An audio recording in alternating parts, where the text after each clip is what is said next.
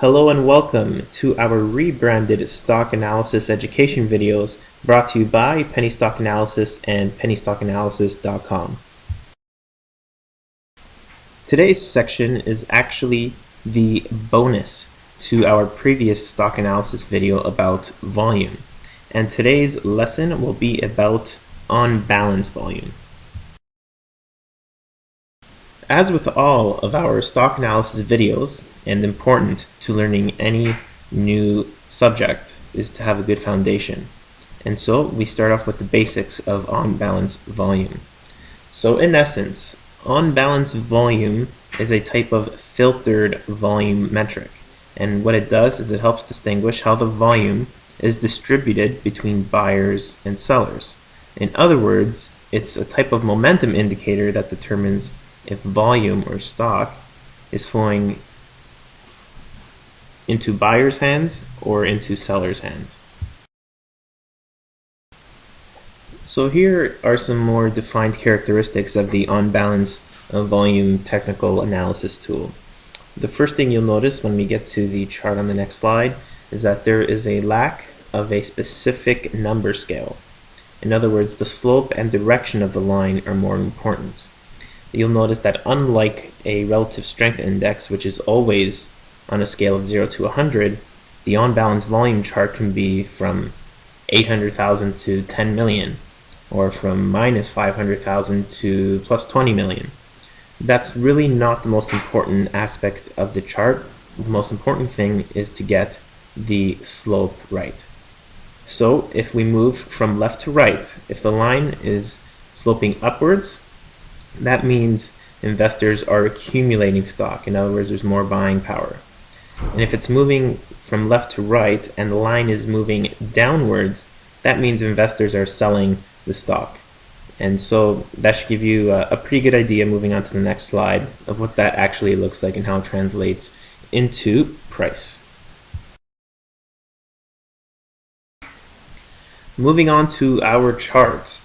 Today it is about Toro. And Toro, as you may know if you've done any work outside or own a home, is one of the largest manufacturers of lawn and garden equipment, and it's used at almost every golf course you will ever go to, and they have a very good reputation.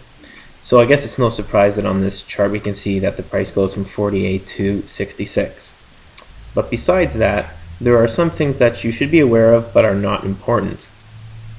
Unlike our typical white charts from our other provider in our past videos, don't worry about the green lines that are up or the red lines which mean down. In other words, the price was up that day or the price was down that day.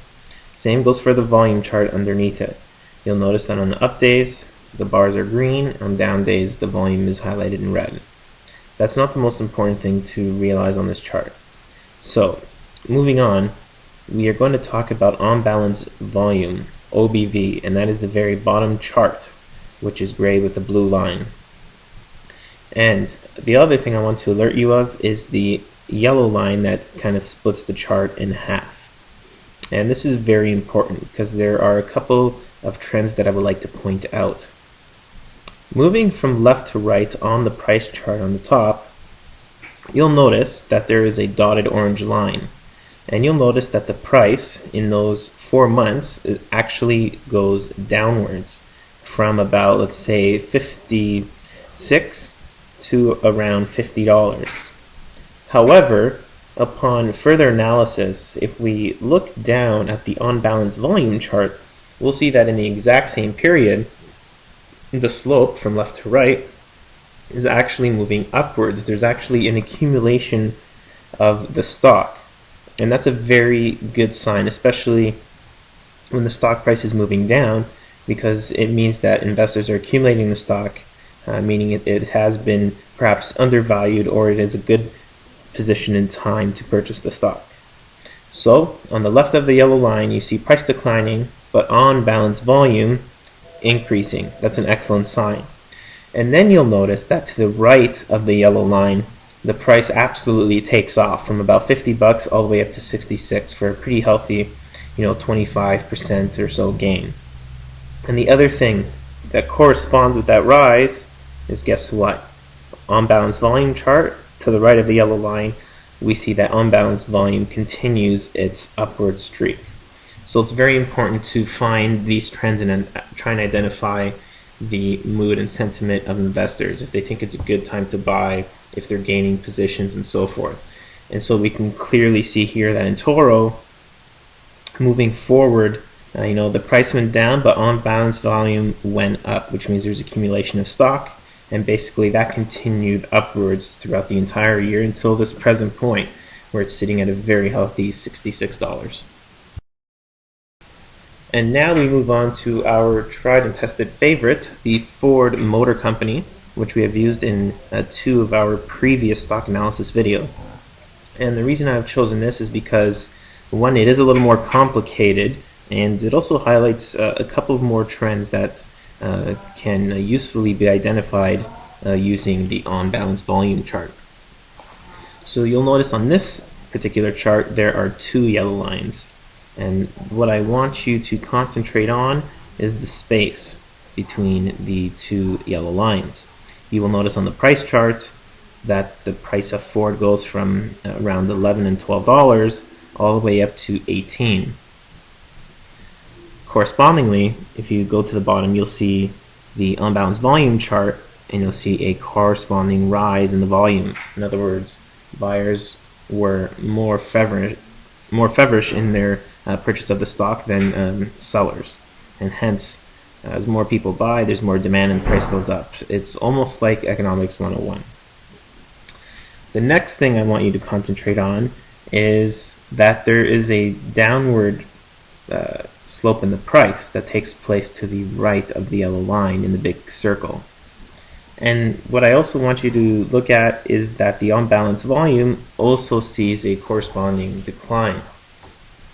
In other words, sellers have gained more power or are trading more feverishly than the buyers of the particular stock.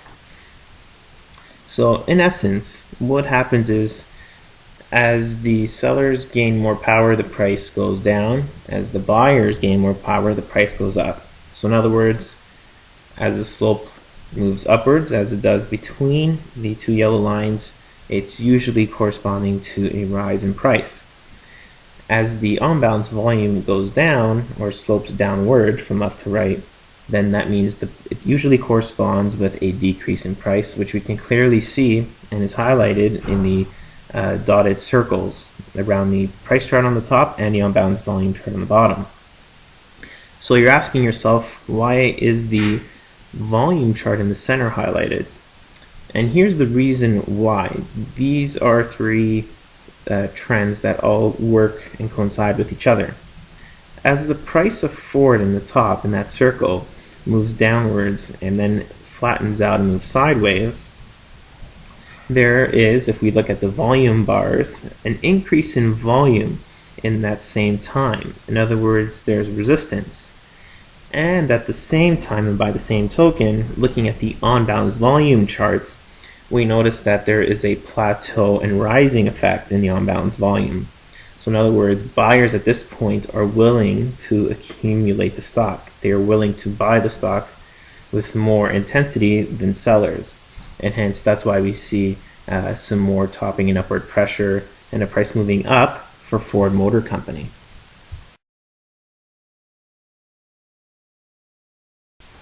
On we go to our summary for the day for our newest tool to add to our technical analysis toolbox, the on-balance volume. So here are a couple of tips to remember when using this particular tool. It is a momentum indicator and is very useful to confirm trends. As we can see with the previous charts, it's very accurate in terms of confirming trends, especially with price and how much volume or how many people are buying the stock as opposed to selling it. It's not a leading indicator like the relative strength index. So it shouldn't be used to determine necessarily buying or selling points, but it can certainly help you determine if there's a lot of strength in a particular movement. It should not be used as a lone analysis tool, and you will hear that in all our videos and drilled on and on and on, but it's important. And also, this is filtered information for a specific purpose. This is to see if shares are being accumulated or sold with more intensity, which is a lot different than just a regular volume chart, which has more implications for larger trends, such as how much volume was traded over the last 2 weeks, which is a lot different than saying how many shares are actually being bought or sold. So in other words, if there's more volume on your regular volume chart, that's actually more of a confirming effect for the on-balance volume chart, if in fact more people are buying or selling that stock.